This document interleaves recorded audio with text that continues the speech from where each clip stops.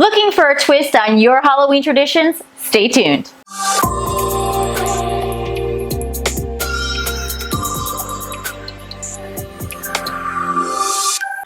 Oh, hey there! Welcome to my home. I am super excited to show you how I decorated this Halloween. Come on, let's check it out.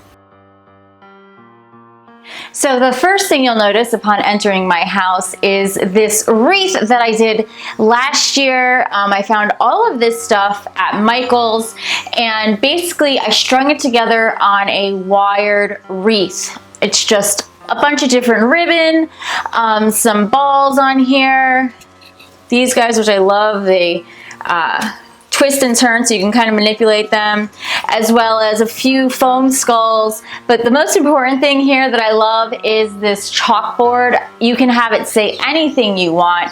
Currently, I have it say, "Stay away." So as you walk into my home, past the door, you walk into this room, which is our entryway. And really, I just sprinkled a few little pieces of Halloween. Okay, so here's what I did. I ended up finding these crows as well as this kind of mummy swag in Michael's, and I figured I would put it up on top, so it really, the decor starts from the top of the room and then ends up working its way down to the table.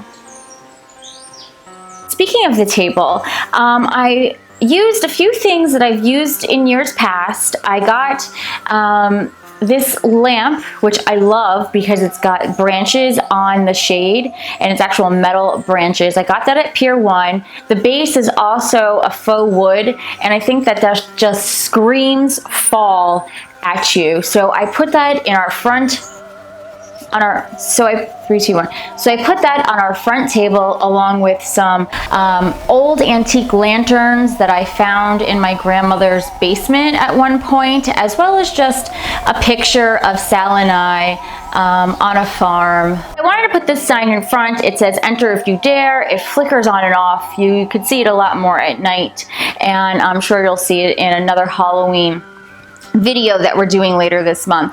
But I want to show you because I absolutely hate when you see a ton of wires. So basically what I did is I took these little grips that you could find in the dollar store. I think I found these in the Container Store when I was out and about. And what it does is it holds the wire in place. So it's less likely that you're going to be able to see it while it's strung so close to the windowsill, and then it goes down the wall and where the outlet is. One other thing that I love to do is change out my throws at this point. The fall season, of course, gets a little bit colder here in the New York City area, so I bring out more knit throws, more furry throws. It just adds a lot more texture and makes you want to cuddle up right here on this chair. Usually I put just really big flowers where the skeleton is, and I wanted to do something different. As I mentioned, I wanted to really play off of an Edgar Allan Poe theme. For those of you who do not know who Edgar Allan Poe is, he was an author, a short storyteller about horror and mystery. Back in the 1800s, he has some amazing stories to tell. One famous one, the Raven, of course, who always says, "Nevermore." So here's how I made this theme work in my house. I decided that I wanted to use a skeleton, so meet Mr. Edgar Allan Poe. Yes, he's been dead for some time, but he still looks great, right? I had this old typewriter here. I've had it for a really long time. I use it in my schemes, decor schemes sometimes, but then other times I'm just like sick of it and I put it away. I remembered that I had it as I was going through my closet and I was like, oh my God, let's use it. So that is here. This is the typewriter that Mr. Edgar Allan Poe used to use to write all of his horrifying stories. Okay, besides that, I used this little cigar ashtray. Love it, right? We found this in Bahamas years ago, and It's made out of glass, and you just put the little cigar in here and you can just ash it in there.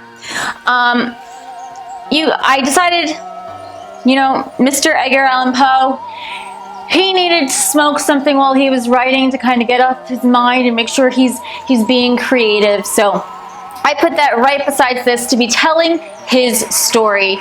Of course, we have a table lamp here that I got at HomeGoods a while back.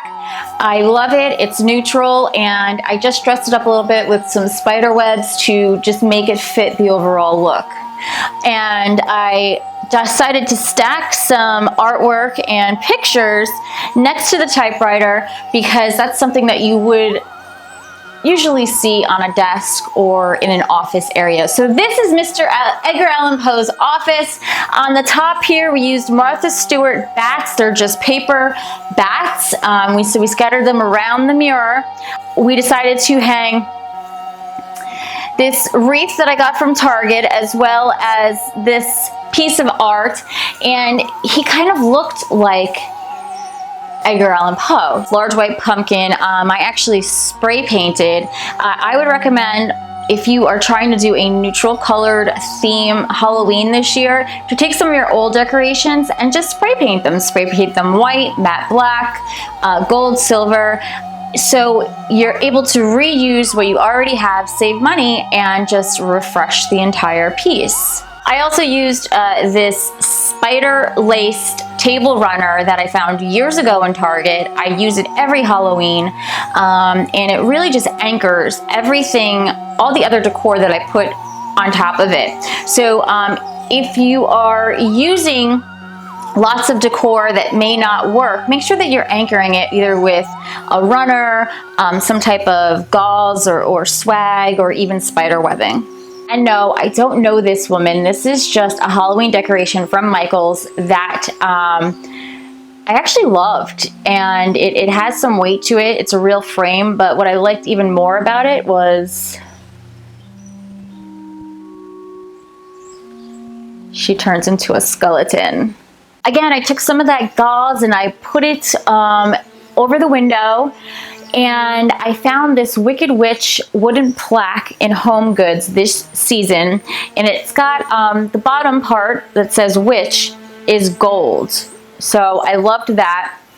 And then I also took one of these ravens or crows that I've got, and I placed that on top to stick with the theme. Across from the Edgar Allan Poe office, I have this built-in that I've decorated, as well as the mantle. As you can see, I cut the mantle pretty simple because I didn't want it competing with the built-in that's so close by, and also what was in the window right there. So let me show you what I put on these shelves. So as I mentioned, I kept the mantle really simple this year. I just put some webbing down on the bottom of the mantle to anchor all of this together. I used a Frankenstein statue as well as a skeleton statue side by side. I don't know, I just like the different heights, and it looked like it was playing well with it, as well as two spiders that I think I got from Target many years ago. But the statues here, you can find them at your local Michael's this season. Over on the built-in, here we did the same thing. I wanted to play with different heights, different textures, as well as different color shades of these neutral tones that we've been playing with inside of our home this year, as well as a few pops of colors. But let me just explain everything that's here. So we have a really large owl that I got years ago from Pier 1. I love it so much. It used to light up, but I still use it in my decor even though it doesn't. I have a wooden letter A for our last name. I also have a picture of Sal. He was posing for me in Central Park one year, and he almost looks like a vampire or something in this picture, so I love bringing it out during the fall months. You can also see I added in some antique cameras, old cameras that you might find in the 1800s or during the time Edgar Allan Poe was was writing. And I figured using antiques like this just brings a little bit more authenticity to my theme. And I love collecting old cameras, so it's a win-win. The snow globe, it's specifically for Halloween. It's of a husband and wife skeleton. I just love it, so I always put it out every year. So I have this cool snake wrapping around the shelving, and it almost looks lifelike when it's wrapped like that. And there you go, you can see it even more. Moving down, I just used a few different pictures. Again, I have another picture from Michael's that turns this old time picture into a skeleton. So I'm just playing again with that theme.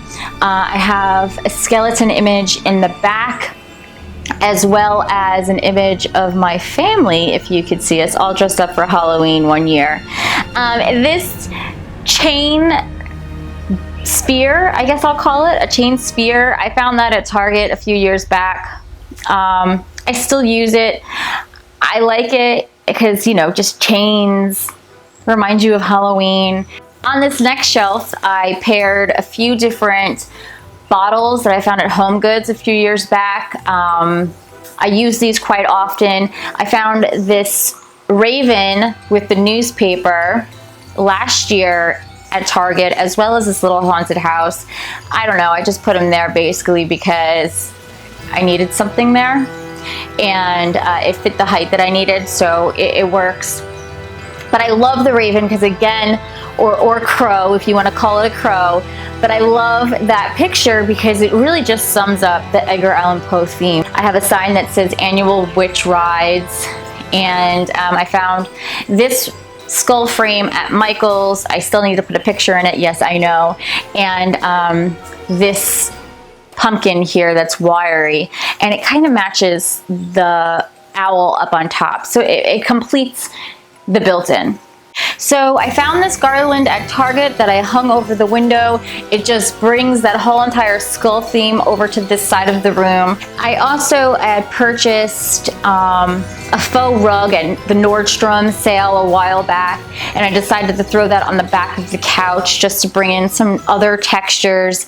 And I found dark gray H&M covers, pillow covers, to just put over my current pillow inserts that I have, just to, you know, bring in the blacks over to the gray couch, and the Michael's spider pillow that I picked up the other day.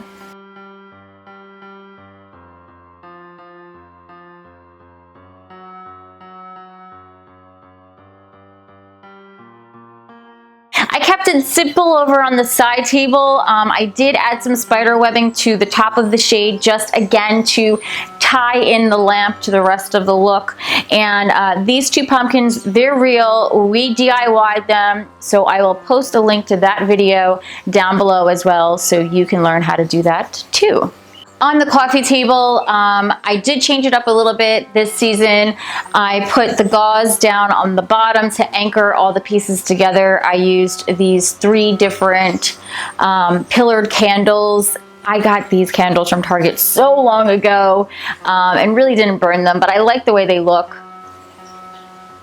This chest set is so old. Got this from Mexico a few years back, but I figured it would just kind of go with the look of antique and office and Edgar Allan Poe for some reason. And I like to collect magazines and look through magazines while I'm sitting here watching TV. So I kept the magazines on the coffee table and just decorated it with a skull on top. Of course, you can't forget your babies. I found this cat scratcher haunted house at Target. I think it was like $13. It's so cute. Both of our cats love going inside of this thing. So our dining room eat-in kitchen connects to the living room here, and I wanted to just bring in some of the Halloween decor over to this area of our home. As you can see, we used the Martha Stewart paper bats over here next to the window. I also decorated the centerpiece of the table with just a few pumpkins that I had found at Target. These were like $1 a piece right by the register. So I got some of these and I love them because they match the color scheme of this room. Again, here's one of those spiders that we found at Michael's. I added some webbing to the center of this table. These are from our yard, so we were able to dry these out, and I think I might spray paint them black. This way I could just throw them out once Halloween's over. I don't need to worry about storing one other piece of decor in my life just to use it for a month. So I don't know yet. Let me know in the comments. Do you think I should spray paint it black or not? One other thing here that really just kind of kicked off the whole neutral theme this year was this pillow that I found from Pier 1. And this really matches my dining room and kitchen. So I put it here on the bench. And I really just started playing off with these colors and these themes this year because of that pillow. So thank you, Pier 1.